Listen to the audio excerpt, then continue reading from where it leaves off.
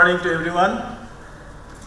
Honorable Shri Devesh Chaturvedi ji, Additional Secretary, Ministry of Agriculture and Farmers Welfare, Dr. Shantanu Mathur from DFID, Dr. Sanjeev Asthana, Dr. Nitin Puri, Dr. Sai Krishna, and very distinguished delegates of this important Global Agri Connect 2018.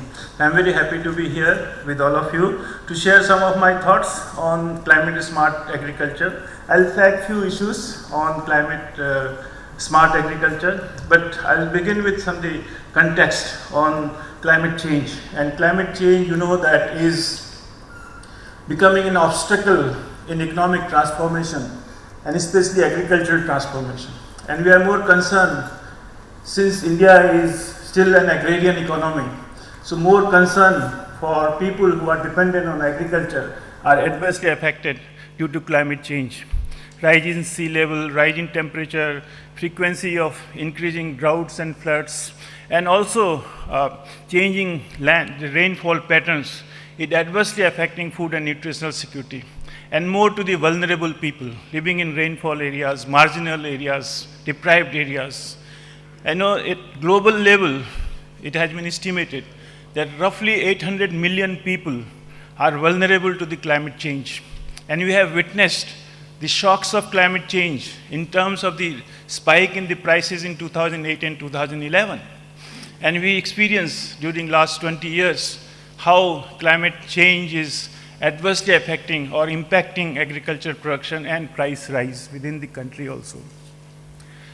If you look to the green gas emission, agriculture is contributing 20 to 30% of greenhouse gas emission.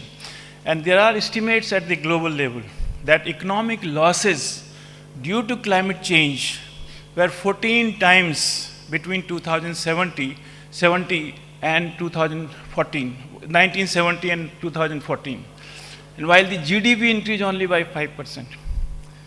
So the loss was roughly $90 billion, and this is obstructing the development agenda of various countries.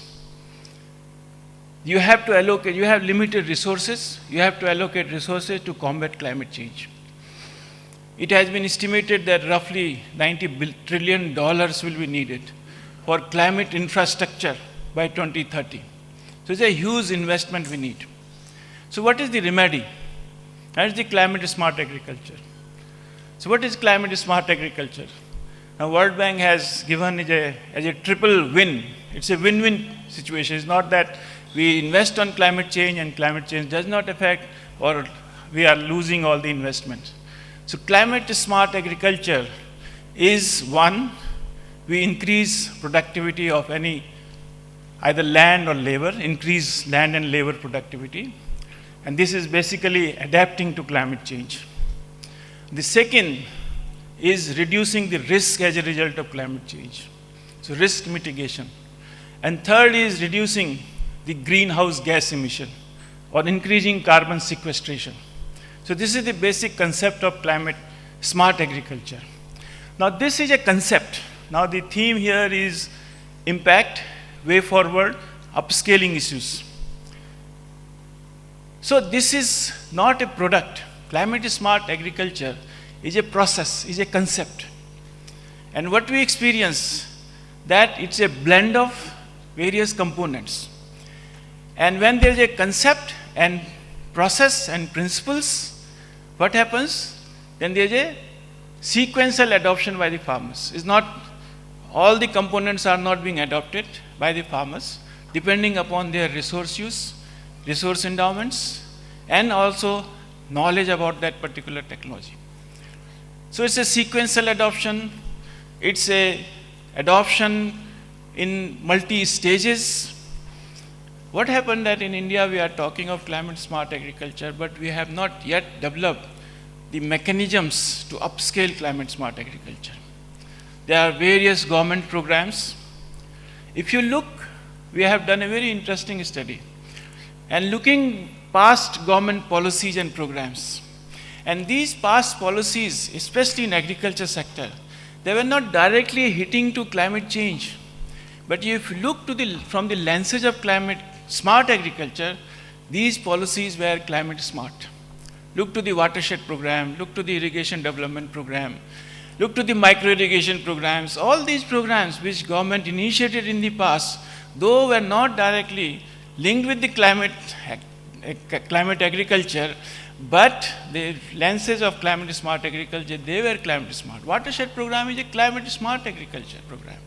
So we need to evolve mechanisms that how we can converge various kinds of programs at the moment. Now, right now, there are a number of programs like Prime Minister's irrigation scheme. It's a drought mitigation program.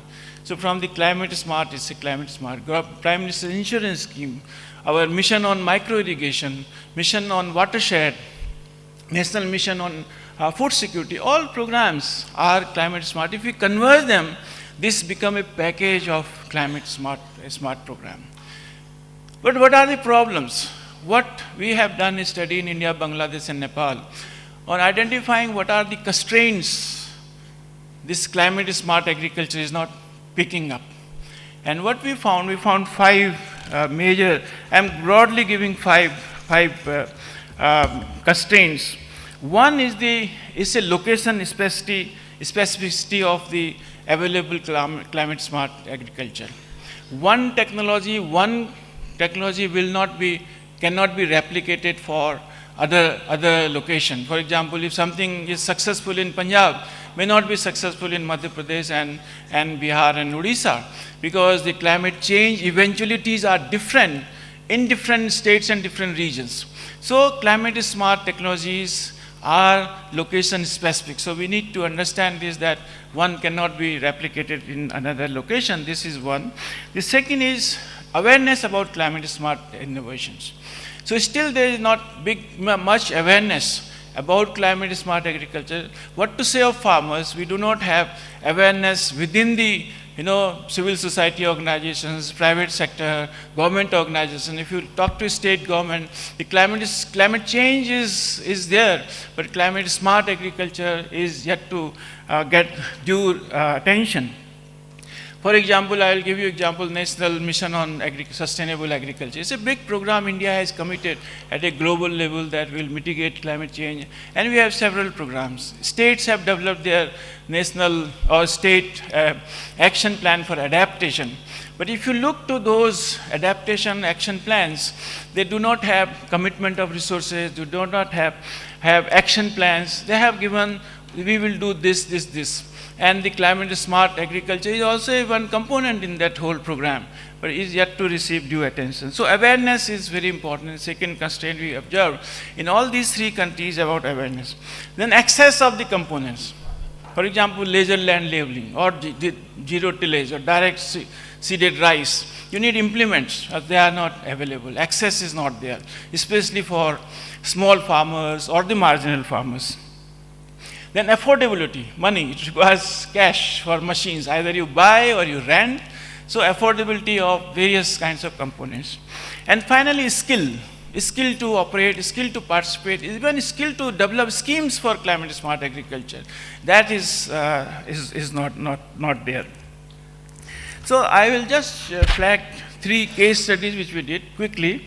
One is best climate smart agriculture is through solar power. We did a study in Bihar during a drought year, and government was replacing electric pumps to diesel pump and then solar pumps. Around 5,000 solar pumps were introduced in that region. And what we observed, even drought year, 100% paddy transplanting was done, even drought year. And the counterpart, those who were not having solar power, only 37% was transplanted. They took second crop, solar pump those were having, took a third crop also. So cropping intensity has increased. The land productivity, labor productivity has gone up, efficiency has increased, and reduced the greenhouse gas emission.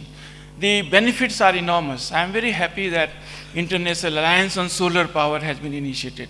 I am very happy that our Prime Minister has a vision for solar, one nation, one world, one sun, one grid. It's a new concept, and making entire world as a solar world. So this, we need to tap the solar power. This is one component which we need to replicate wherever we have solar availability. The second is the conservation agriculture, leisure land labeling, zero tillage. So what we observe that in Punjab, Haryana, they are coming up. But they are not coming up in Bihar, Odisha kind of situation, though they are beneficial in all these two regions. One is the credit availability and skill to operate and availability of these machines was the major constraint. Third is the residue burning, it's a burning topic. So in residue burning, what is happening? The private cost of residue burning, private cost to the farmer is very low. But the social costs are very high. So farmer will always look to the private cost of burning residue. But if you go for, we have to, there is a big investment needed if farmer will take care of the social benefits. So we have to compensate farmers, whatever we want, the private cost and the social cost. So we need to compensate farming community. So we have done a very interesting analysis on this. I'll show results some other occasion. And so what next is to be done? So a few areas I would like to list on climate smart agriculture or climate change. One is on educating community, including farming community, that those interventions which are emitting or creating greenhouse gases, or they are improving conservation of these carbon sequestration, they should give priority. The education is one. And second is regulation. We have to have effective regulatory mechanism. If you give incentive or or a carrot and stick kind of policy, we have to evolve for climate smart. And then convergence of various programs. And then capacity building is always there. And finally, most important, and which is I think not giving due attention, is the financing. So what should be the financing mechanisms? One is that we need to develop large-scale programs on climate smart agriculture. We need to approach World Bank or ADB or IFAD that they support this intervention, which is not only reducing risk, it is increasing resilience, it is improving food and nutritional security, it is generating employment opportunities. So linking the national agenda of social welfare may be linked with the climate change eventualities. So donors, I think, should give due attention, and I'm happy that Maharashtra, I think the World Bank has funded on climate smart agriculture. Then second is, most important is develop the processes. For different locations or different states, we need to develop processes. How to upscale these various interventions, because it's a blend of four things: technologies, policies, institutions, and infrastructure. So this is climate smart agriculture is a blend of four components. So how to converge these components and take into action, that process is to be needed for different states and help them in developing their action plan. Then engage private sector. Most important, anything if you have to upscale, you need private sector intervention. So there I was thinking that three ways. If private sector invests, if it's a commercially viable, private sector will automatically be there. We need not to ask anything.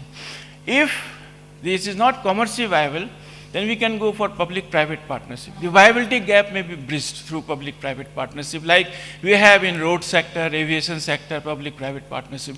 Can we develop an innovative model of public-private partnership in promoting climate smart agriculture?